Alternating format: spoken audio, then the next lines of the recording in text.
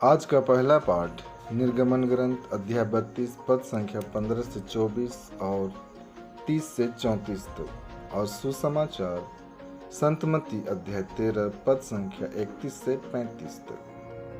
पहला पाठ निर्गमन ग्रंथ अध्याय 32 पद संख्या 15 से 24 और 30 से 34 तक। मूसा विधान की दो पाटियां हाथ में लिए पर्वत से उतरकर लौटा।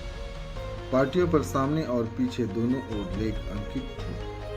वे पाटियां ईश्वर की बनाई हुई थी और उन पर जो लिपि अंकित थी वह ईश्वर की अपनी लिपि थी। यहोशुआ ने लोगों का कोलाहल सुनकर मूसा से कहा, शिविर में से लड़ाई जैसी आवाज आ रही है।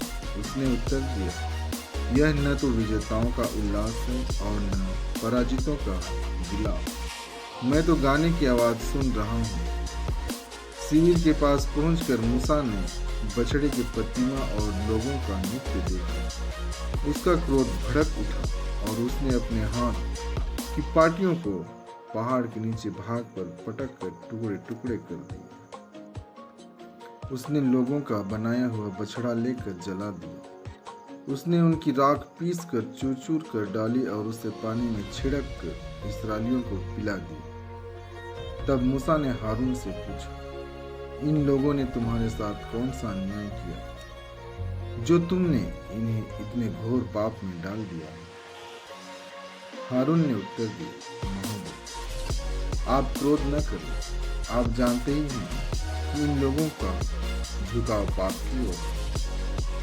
इन्होंने मुझसे कहा, हमारे लिए एक ऐसा देवता बनाइए जो हमारे आगे आगे चले, क्योंकि हम नहीं जानते कि जो मनुष्य हमको मिस्र से निकाल लाए उस मूसा का क्या है। तब मैंने इनसे कहा, जिसके पास सोने के आभूषण हो वे उन्हें उतार कर ला दें। उन्होंने मुझे सोना ला दिया। मैंने उसे आग में डाला और इस प्रकार यह बछड़ा बन गया। दूसरे दिन मूसा ने इस्राएलियों से कहा, तुम लोगों ने घोर पाप किया है।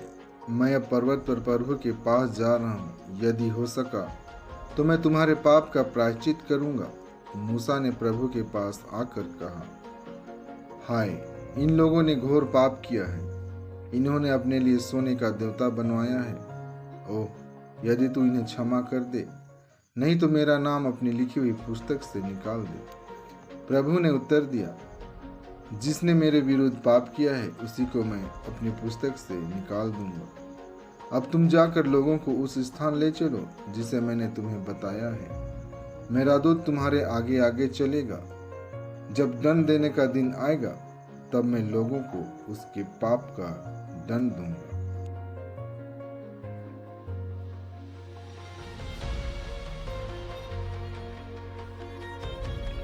और आज का पवित्र सुसमाचार संत मत्ती अध्याय 13 पद संख्या 31 से 35 तक से लिया गया है। ईसा ने उनके सामने एक और दृष्टांत प्रस्तुत किया। स्वर्ग का राज राई के दाने के सदृश है, जिसे लेकर किसी मनुष्य ने अपने खेत में बोया। वह तो सब बीजों में छोटा है, परंतु बढ़कर सब पौधों से बड़ा हो जाता है और ऐसा पेड़ बनता है कि आकाश के पंछी आकर उसकी डालियों पर बसेरा करते हैं। ईसा ने उन्हें यह दृष्टांत सुनाया। स्वर्ग का राज उस खमीर के सदृश है, जिसे लेकर किसी स्त्री ने 3 पसेरी आटे में मिलाया और सारा आटा खमीर हो गया। इस दृष्टांतों में ही ये सब बातें लोगों को समझाते थे।